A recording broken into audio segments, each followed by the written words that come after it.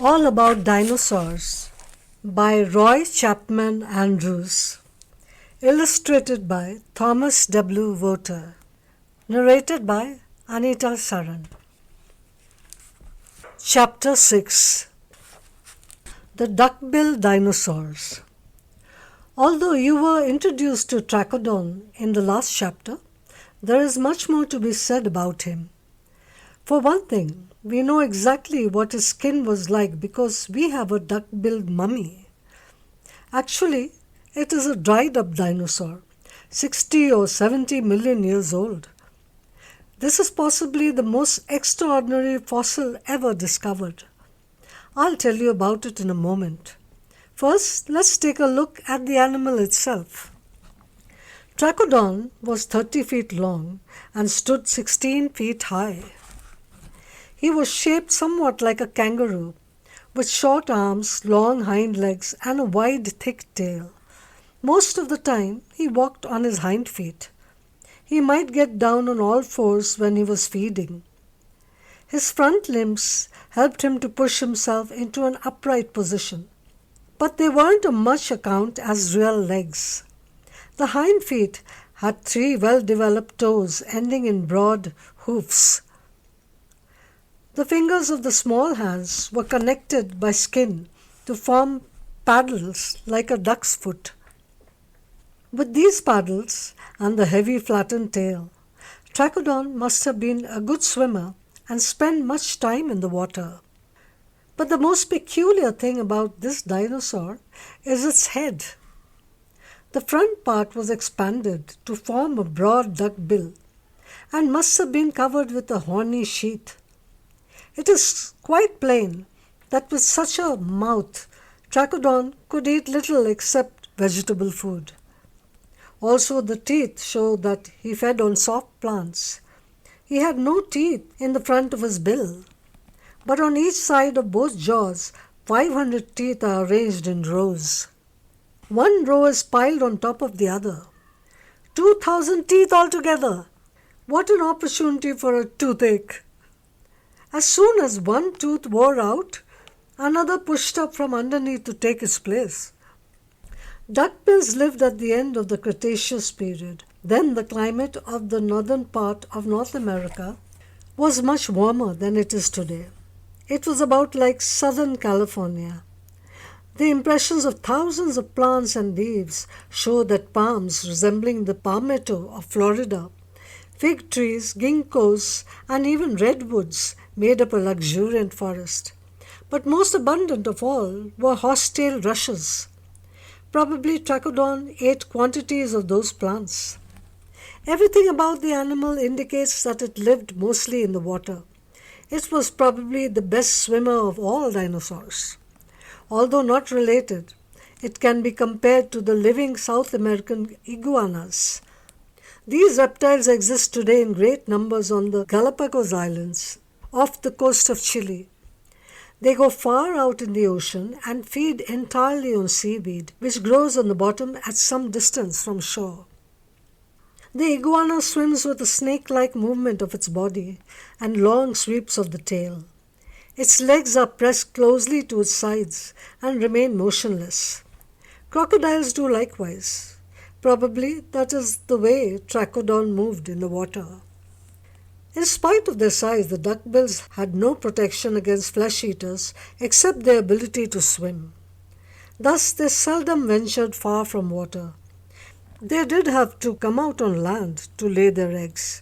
Also, they liked to nuzzle through the mud with their flat bills, possibly to vary their diet with freshwater clams. But they always had to be on watch for the king of tyrants. One might jump out from the jungle at any moment. Then there would be a wild scramble as the duckbills dashed for the water like frightened sea elephants, with the big flesh-eater leaping in pursuit. Most of our large living animals, such as the elephant, rhinoceros, and hippopotamus, have very thick skins, which give them some protection. They are called pachyderms. Scientists at first thought that Trachodon had a scaly skin and made guesses about it. In 1908, The matter was settled definitely when Charles H. Sternberg of Kansas found a duckbill mummy. This dinosaur died a natural death, for it shows no injuries. The body lay undisturbed for a long time, perhaps upon a broad sand flat in a stream at low water stage.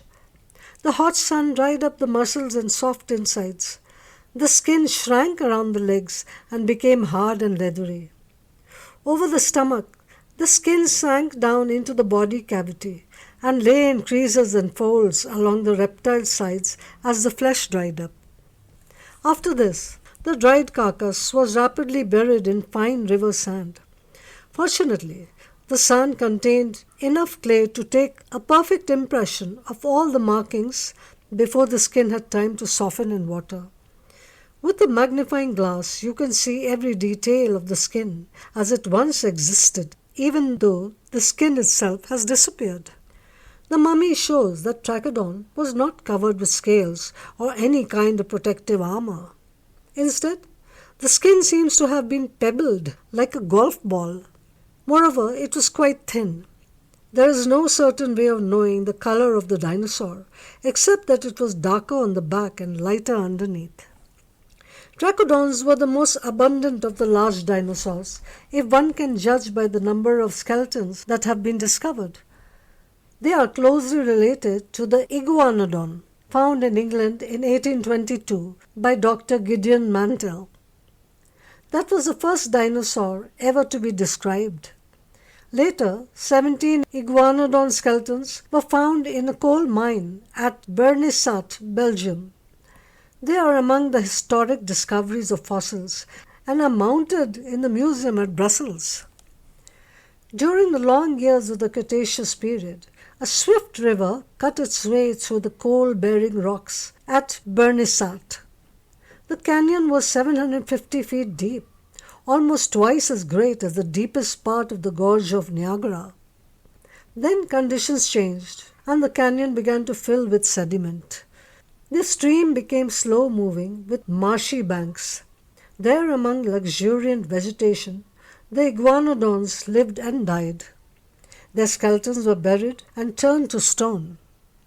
For 70 million years, they lay undisturbed until a coal miner discovered their tomb. Strangely enough, the first dinosaur to be described in America was also a Cretaceous relative of Iguanodon. It was found in Haddonfield, New Jersey, a suburb of Philadelphia. Workmen dug up the bones in a marl bed and distributed them around the neighborhood as curiosities. Eventually, Mr. A. Parker Folk reopened the diggings and unearthed more of the skeleton. Then he went on a hunt to find the bones that remained in various homes or were being used as doorstops. He recovered most of them, and the skeleton was studied by Professor Joseph Leidy. It was named Hadrosaurus.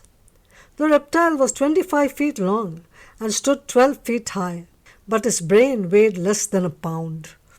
It was smaller than a man's clenched fist. Trachodon had a good many other relatives. Some of them were extraordinary-looking creatures with peculiar heads.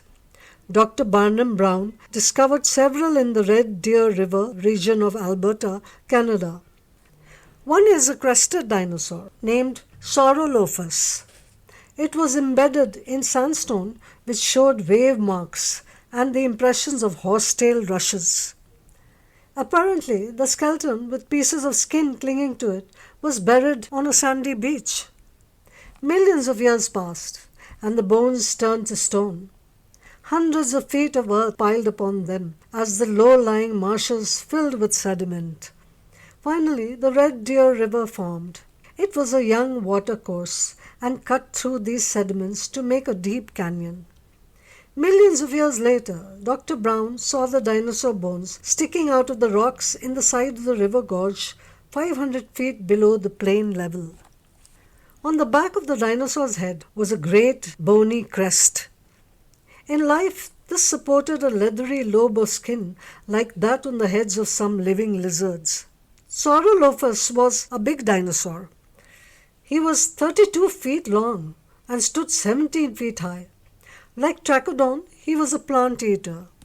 There must have been a great many of them. In a single quarry, bones of several hundred individuals had washed out on the bank. Dr. Brown found another new dinosaur with a big crest in the Red Deer River Gorge. It was a first cousin of Trachodon. It was named Corythosaurus. This means Corinthian helmeted reptile. Like the Trachodon mummy, this dinosaur had preserved much of the skin impressions and even some of the tendons. Evidently, the body had floated along a stream and was caught in a backwater. There it lay stranded on its left side. Unio clam shells were scattered about, and a turtle lay above the tail. This fellow was 18 feet long and was a swimming dinosaur. It too had a high bony ridge on the top of its head.